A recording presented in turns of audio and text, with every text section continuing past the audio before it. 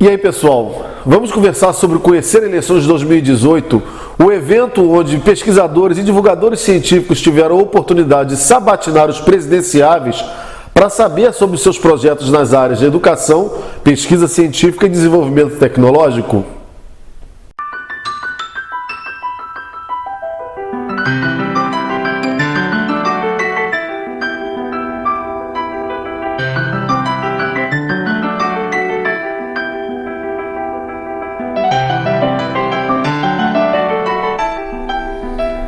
Fala galera, sejam bem-vindos novamente ao canal Papo de Primata.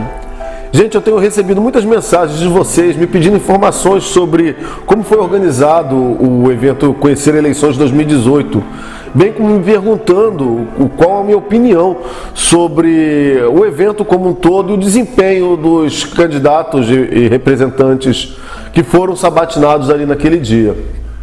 O objetivo desse vídeo, então, é dar esses esclarecimentos e dizer a minha opinião sobre o evento. Gente, antes de mais nada, eu preciso dizer que eu considero esse evento histórico, uma iniciativa ímpar. Eu não tenho conhecimento disso ter acontecido em local nenhum do mundo, e eu tenho quase certeza que no Brasil é a primeira vez que isso acontece. Uma oportunidade para que as pessoas da ciência possam inquirir presidenciáveis, políticos, para saber sua visão sobre ciência.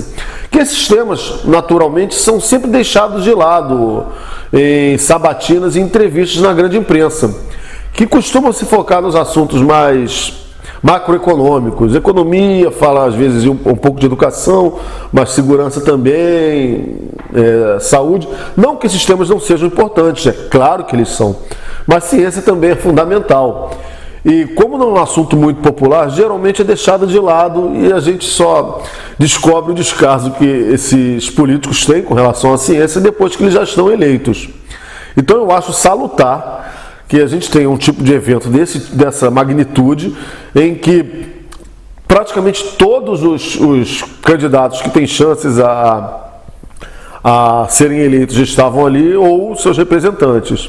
E eu disse quase porque, claro, nem todo mundo foi. Eu acho que a gente, antes de mais nada, precisa parabenizar, reconhecer a coragem dos candidatos que se dispuseram a ir até lá para serem sabatinados ou enviar os seus representantes. E eu não vejo nenhum problema em alguém ter enviado representante, gente, porque a gente está num momento de disputa eleitoral. A agenda desses candidatos está muito apertada. Então é difícil realmente que eles consigam estar em todos os eventos ao mesmo tempo. Agora, eu acredito que até o aceite a esse evento sirva como um filtro para o eleitor, porque alguns candidatos nem se dispuseram a responder o convite que a gente fez para participar desse evento. Não mandaram representante, não responderam, não fizeram nada. Ou seja, ignoraram completamente. E não dá para dizer que eles não sabiam do evento, porque ele foi amplamente divulgado. A gente tentou entrar em contato com esses candidatos por todos os meios possíveis e eles simplesmente ignoraram esse pedido.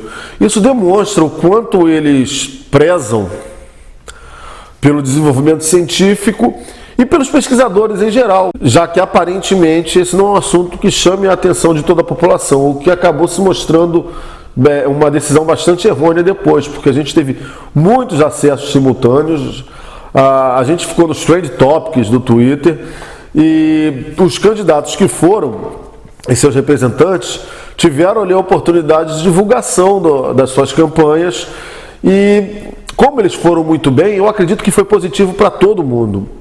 Quem não foi perdeu, isso para mim só depõe contra eles e fica a cargo aí dos seus eleitores imaginarem por que eles não foram. E não adianta nem dizer que ali eles seriam perseguidos, que haveria algum tipo de pressão ideológica à direita ou à esquerda, porque foi o pessoal do Novo, foi o pessoal do PSOL, foi o pessoal do MDB, da Rede, estava todo mundo lá, foi muito bem respeitado, todo mundo teve a oportunidade de falar e se saiu muito bem, por sinal. Então, não tem realmente desculpa, é só descaso mesmo. Eu não preciso dizer o nome desses candidatos, né? Mas a gente não pode deixar de parabenizar quem foi ou quem mandou representante. E esquece quem não foi, vamos falar só sobre eles agora. Sobre a organização do evento, eu recebi muitas perguntas sobre por que fulano não sabatinou ciclano, por que você não conversou com determinado candidato. Gente, nós não podemos escolher quem a gente iria sabatinar.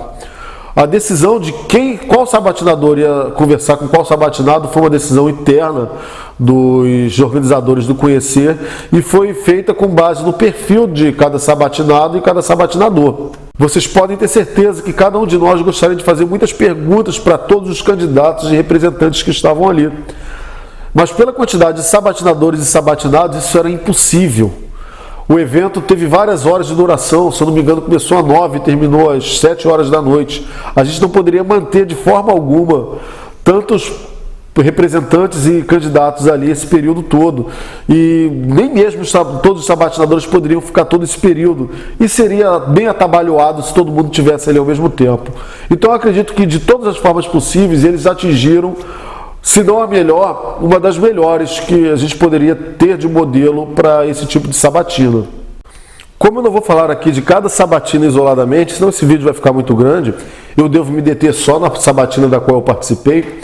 Eu gostaria de dar uma visão geral sobre o que eu achei, tá? Eu acredito que todos os candidatos que estiveram ali estavam bastante preparados para aquele evento, ou mandaram representantes bastante preparados, com exceção do MDB. Que, sinceramente, eu acredito que o representante que eles enviaram estava um pouco deslocado e não sabia exatamente onde ele estava, já que ele chegou ao cúmulo de dizer que os pesquisadores ali deveriam saber a importância da pesquisa científica. A velha máxima de que os pesquisadores não podem ficar sentados e que devem mostrar a importância da pesquisa científica. Qual era o objetivo desse evento mesmo? Bem, uma coisa que eu percebi em praticamente todas as sabatinas é a falta de propostas concretas e comprometimento com medidas que podem alavancar o desenvolvimento científico, aumentando, por exemplo, as verbas destinadas à pesquisa. A maior parte deles tergiversou sobre esse assunto, claro, eles são políticos, né? Mas demonstraram a ciência da importância do desenvolvimento científico e tecnológico para uma nação cidadã. E isso independentemente de visão ideológica política. Tanto o pessoal da direita foi muito bem, quanto o pessoal da esquerda. E entendo que eu não estou fazendo aqui juízo de valor sobre a ideologia desses partidos, se determinada visão de mundo está correta em atingir determinados objetivos. Não é esse o objetivo. Só quero dizer que dentro do que eles se propõem, dentro da visão que eles têm, que é a melhor forma de se administrar a coisa pública, eles foram bastante coerentes e, de um modo geral, acredito que o desempenho de todos os sabatinados foi bastante satisfatório. É claro que alguns não respondiam algumas perguntas, ficavam naquele lero-lero, nada que a gente também não esperasse que eventualmente acontecesse, afinal são políticos. Mas eu acredito que, no mínimo, eles demonstraram saber a importância da pesquisa científica.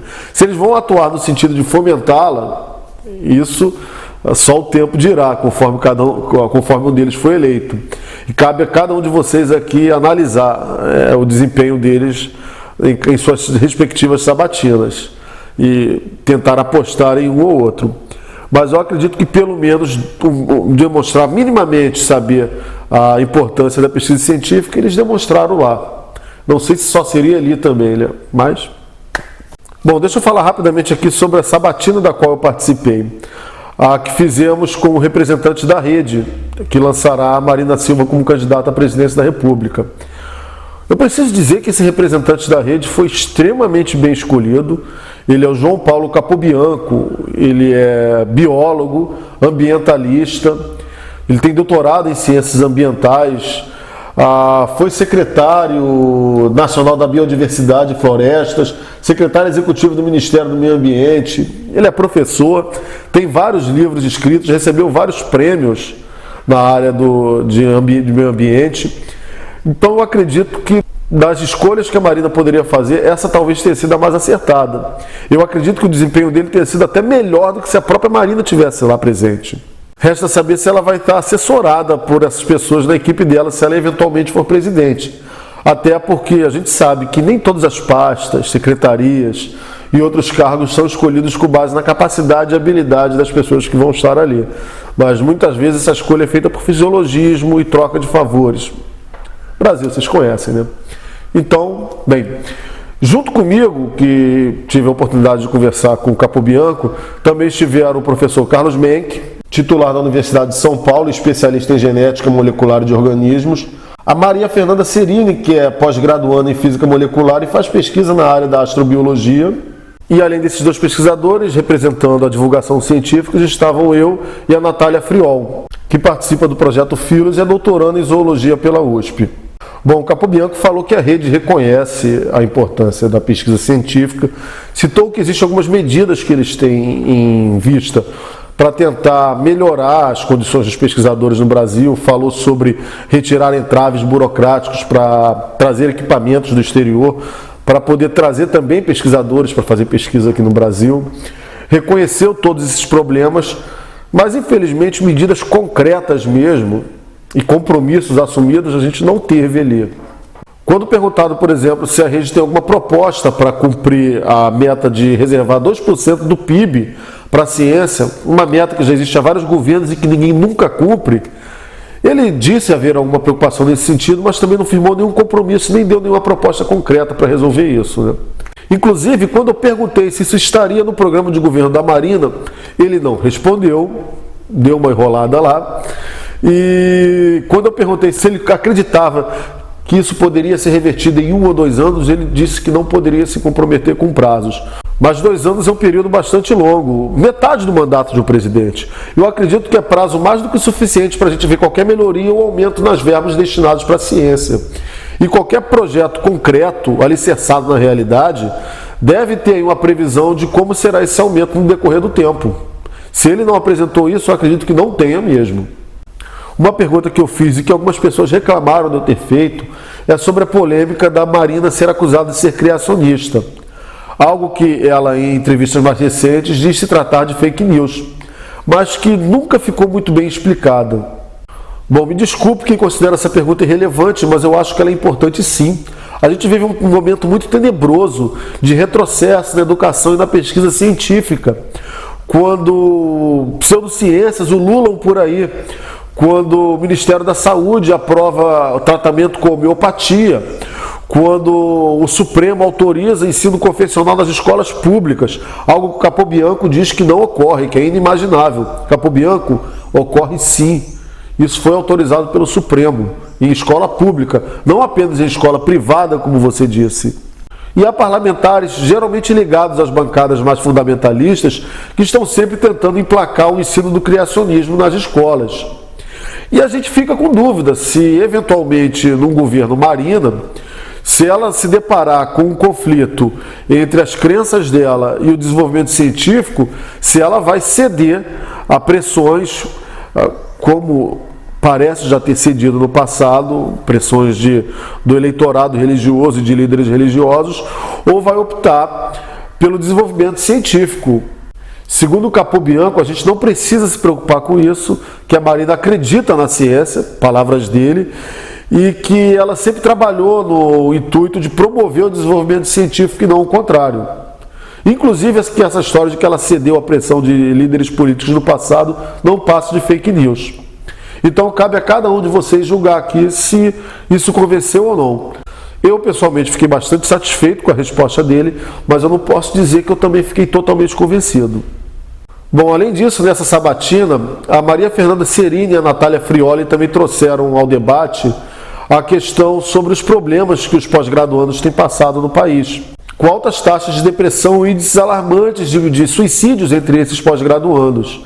Isso porque eles não recebem aumento nas verbas há muito tempo, eles não são tratados como pesquisadores e sim como estudantes, só que às vezes passam anos fazendo pesquisa científica, e isso depois não é nem contado na Previdência Social. E a gente sabe agora com essa ameaça que ocorreu agora de corte do CAPES, o quanto essa situação tende a piorar.